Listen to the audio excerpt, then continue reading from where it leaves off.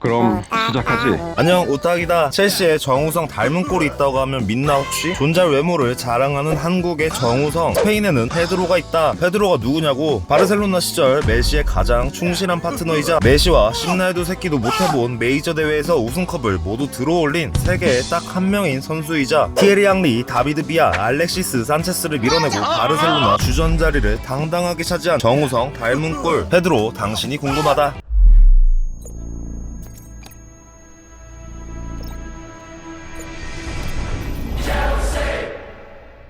풀네임 페드로 엘리에세르 로드리게스 레데스마. 이름이 너무 자비 없이 긴 우리 정우성 형님, 아니 페드로 형님, 1987년 7월 28일생, 한국 나이 34살, 만 나이 32살, 국적은 스페인이다. 키 169cm의 작은 키, 몸무게 65kg. 페드로는 스페인에서도 깡촌 중에 깡촌인 카나리아 제도에 있는 항구 도시 산타크루스 대 테네리페에서 외동아들로 태어났다. 페드로 부모님 피셜 외동이지만 결코 버릇없는 아이는 아니었다고 한다. 어린 시절 페드로는 학교 생활과 운동을 열심히 했다. 지역팀 산 이시드로에서 2003년 페드로가 16살일 때 축구를 본격적으로 시작했다. 남들보다 조금 늦게 시작했지만 뛰어난 재능 덕분이었을까. 1년 뒤 페드로는 바르셀로나로 스카웃되어서 리저브팀에 편입된다. 바르셀로나의 유스팀 마르지 않는 샘물이라 불리는 라마시아. 어릴 때부터 바르셀로나를 응원해왔던 소년 페드로에게는 꿈의 무대 그 자체였다. 그리고 2005년 페드로는 바르셀로나와 프로 계약을 체결하고 바르셀로나 C팀에서 뛰며 주축 선수로 성장하게 되는데, 페드로가 대단한 점이 뭐냐면 16살일 때 축구를 본격적으로 시작했는데 불과 2-3년 만에 바르셀로나와 프로 계약을 체결했다는 것이다. 페드로의 재능이 얼만큼 컸는지 알 수 있는 부분이다. 바르셀로나 C에서 활약을 보여주면서 바르셀로나 B로 승격했는데 이곳에서 중요한 은사님을 만나게 된다. 그는 바로 당시 B팀의 감독이었던 펩 과르디올라. 펩박이 되시겠다.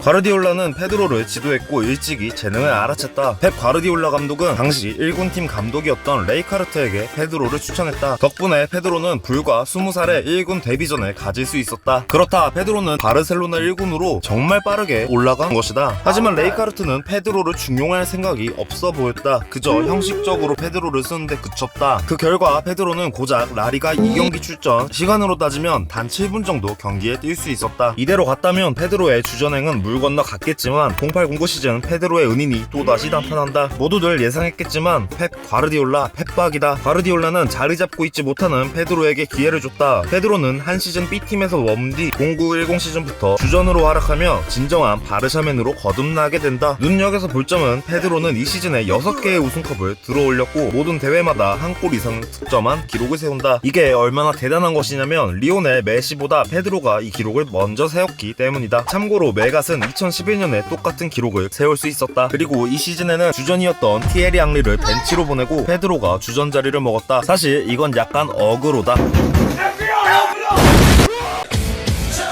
앙리는 당시 33살로 전성기적의 기량이 아니었고 익숙한 중앙이 아닌 측면으로 뛰었기 때문에 과르디올라는 젊고 발전 가능성이 다분한 페드로를 선택했다. 그리고 페드로는 기대를 저버리지 않고 라리가 최우수 신인 선수상을 수상, 52경기 23골 9어시스트라는 좋은 성적표로 시즌을 마무리하게 되는 것이다. 그렇게 바르셀로나의 측면 공격도 자리를 꿰찬 페드로는 스페인 대표팀에도 발탁되었다. 그리하여 2010 남아공 월드컵에서 눈부신 활약을 하게 되는데 무적함 대 스페인에는 비아와 토레스라는 엄청난 공격수들이 존재했다. 물론 스트라이커와 윙이라는 차이점이 있긴 하지만 모두 공격 자원이라는 점에서는 경쟁자였다. 본선에서 토레스의 부상으로 인해 비아의 원톱 체제가 형성되었고 스페인의 포메이션은 자연스럽게 4-3-3 전술을 쓰게 되었다. 여기서부터는 해설진들처럼 빠르게 말할 테니 잘 듣도록 해라. 카시아스 키퍼가 골문을 지키고 카르데빌라, 푸열, 피케, 라모스, 뽀백, 사비 알론소, 사비, 에르난데스, 부스케츠가 중원을 책임진다. 월드클래스 미드필더 이니에스타가 최전방 측면에 한 자리를 맡았고 센터포워드는 누가 뭐래도 다비드 비아의 자리였다. 그럼 딱 한 자리가 남게 되는데 이 자리를 두고 페드로와 나바스, 다비드 실바가 경쟁하게 되는 것이다. 나바스는 조커에 가까웠기 때문에 페드로와 다비드 실바의 2파전이었다. 조별 예선 때는 다비드 실바가 주전으로 기용됐지만 토너먼트부터 델보스케 감독이 페드로를 선택했다. 페드로는 월드컵 내내 밥값은 톡톡히 해주는 활약을 했다. 사실 엄밀히 말하자면 뛰어난 활약을 해줬다. 딱 한 가지만 빼고 독일과의 4강전 경기에서 교체 뛸 땐 토레스에게 패스하지 않고 무리한 슈팅 탐욕을 부린 것인데 그것만 빼면 뭐 월드컵 내내 준수한 활약을 보여주며 스페인 월드컵 우승에 일조했다고 볼 수 있겠다. 이로써 페드로의 트로피 컬렉션에 월드컵 트로피가 수집되었다.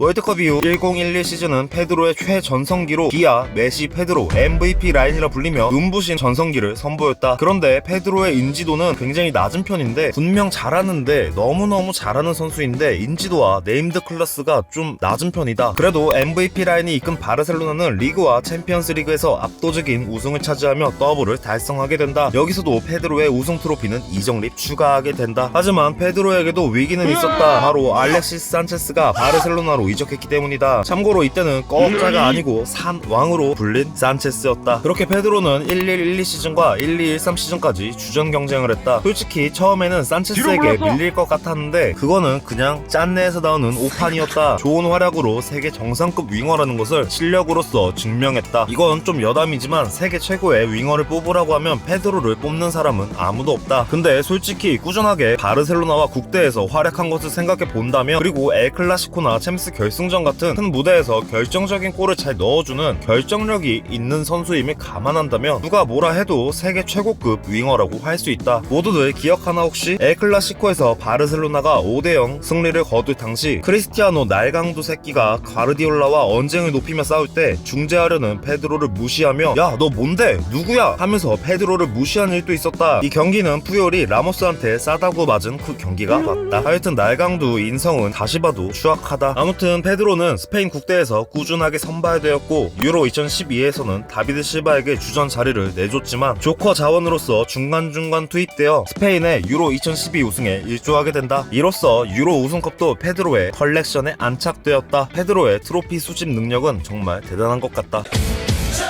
13-14 시즌 비아가 꼬마로 이적하게 되고 브라질의 아이돌 네이마르가 산토스에서 바르셀로나로 왔다. 우려와는 달리 페드로는 네이마르보다 준수한 활약을 보여줬는데 네이마르보다 우리의 신 메시를 잘 보좌했다. 페드로가 한 것은 보좌다, 꼬봉짓이 아니다 절대. 팀 내에서는 메시와 산체스 다음으로 득점 3위를 기록하기도 했다. 그러나 이 시즌에는 네이마르가 그저 적응기였을 뿐이니 14-15 시즌 바르셀로나에는 새로운 경쟁자까지 나타난다. 그건 바로 루이스 수아레즈. 산체스가 아스날로 떠났지만 수아레즈가 페드로의 자리를 위협하면서 결국 주전 경쟁에서 뒤처지고 말았다. 수아레즈가 영입되면서 메시는 측면으로 자리를 옮기게 되고 4-3-3 전술에서 마지막으로 비는 자리는 윙포워드 한 자리밖에 없다. 이 자리를 놓고 페드로와 네이마르가 경쟁을 펼쳤는데 두 번째 시즌을 맞이한 완벽 적응 네이마르를 이길 수는 없었다. 바르셀로나는 이미 페드로가 활약했던 MVP 라인에서 메시, 수아레즈, 네이마르가 주축을 이루는 MSN 시대로 넘어가 버리게 되는 것이다. 그래도 페드로는 교체 출장 위주였음에도 불구하고 괜찮은 활약을 하면서 꾸준히 제 역할을 해주었고 출장 시간 대비 높은 득점수를 보여주며 훌륭한 서버의 역할을 다해줬다. 그리고 역시 페드로라면 빼놓을 수 없는 것, 이 시즌에도 바르셀로나의 역사상 전무후무한 두 번째 트래블의 당당한 일원으로서 함께했다. 하지만 역시 주전을 밀려났고 페드로의 입지가 좁아진 시점, 페드로는 새로운 팀에서의 도전을 선택하게 된다.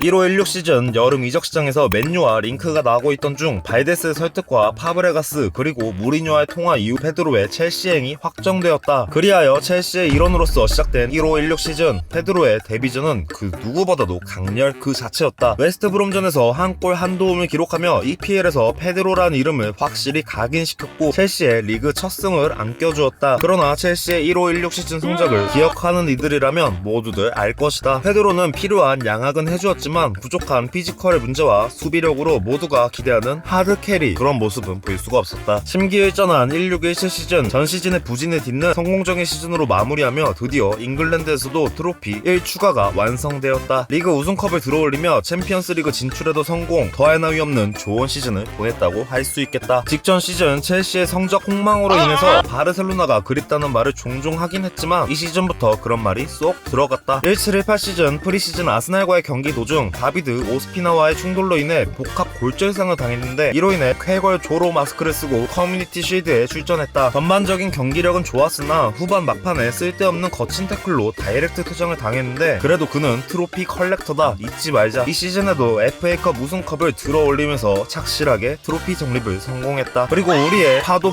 괴담만 나오는 그 감독, 쌀이쌀이 우동 쌀이불 감독이 새롭게 부임한 18-19 시즌, 페드로는 프리시즌에 좋은 오프더볼과 연계 플레이를 보이며 빌드업이 체계적으로 갖춰졌을 때 페드로의 판이 성공할 수 있다는 것을 보여주었다. 참고로 첼시가 프리시즌 기록한 모든 골을 거의 혼자 다 넣었다 봐도 무방할 정도였다. 그리고 이제는 말하자면 입이 아플 지경이다. 첼시에 와서 페드로가 아직 안으지 못한 우승컵 하나를 정립하게 된다. 그것은 바로 유로파 우승컵. 중요한 경기에서는 꼭 한 방을 해주는 그런 형님이다. 챔스 진출에도 중요한 역할을 해줬고 섹시 정갈 지루와 함께 짬에서 나오는 바이브를 보여줬다. 역시 축구도 짬이 중요한 것이다.